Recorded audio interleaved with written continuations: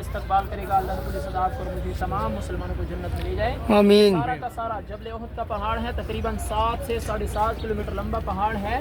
3 سے 400 فٹ اس کی اونچائی ہے. جب آپ اس کو اوپر سے دیکھیں گے یا گوگل میپ کے اندر دیکھیں گے تو یہ آپ کو نام محمد لکھا ہوا نظر آئے گا. اللہ رب العزت نے اس کو محمد کی شکل میں بنایا ہے صلی اللہ علیہ وسلم. تو یہ سارا کا سارا جبل احد کا پہاڑ ہے اور یہ جنت کے دروازے پر سونے کا پہاڑ ہوگا، کشش والا پہاڑ ہوگا. اور ہم اس احد کے دامن میں کھڑے ہوئے ہیں. یہ سارا کا سارا میدان تھا جنگ کے لیے، جبل احد کا میدان. جب کفار مکہ کو بدر کے مقام سے شکست ہوئی تو انہوں نے قسم کھا رکھی تھی کہ ہم دوبارہ مدینہ منورہ پر حملہ کریں گے اور نعوذ باللہ حضور اقدس صلی اللہ علیہ وسلم کو اور مدینہ منورہ کو بالکل ہی ختم کر دیں گے. تو وہ پھر سے مدینہ منورہ پر حملہ کرنے کے لیے آئے اور اسلام کی دوسری بڑی جنگ اس احد کے دامن میں پیش آئی. کفار مکہ جو تھے تقریباً 3000 کے لشکر کے ساتھ اس طرف سے آئے تھے اور مسلمانوں کی جو تعداد تھی مدینہ منورہ بالکل سامنے آپ کو حرم شریف کے مینار نظر آ رہے ہوں گے، وہاں سے 1000 کا لشکر نکلا.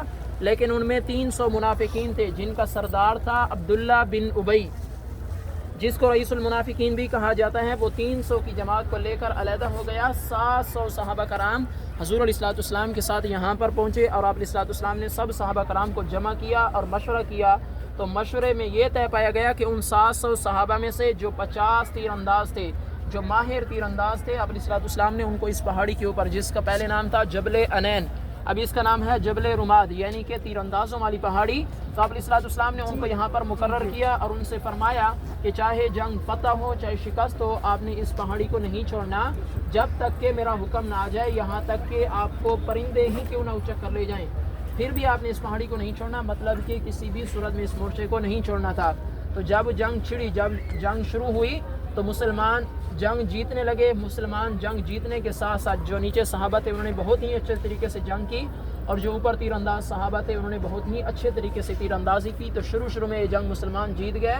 مسلمان جنگ جیتنے کے ساتھ ساتھ مال غنیمت اکٹھا کرنے میں بھی مصروف ہو گئے. تو مال غنیمت جب جمع کر رہے تھے تو اس وقت حضرت خالد بن ولید رضی اللہ تعالیٰ عنہ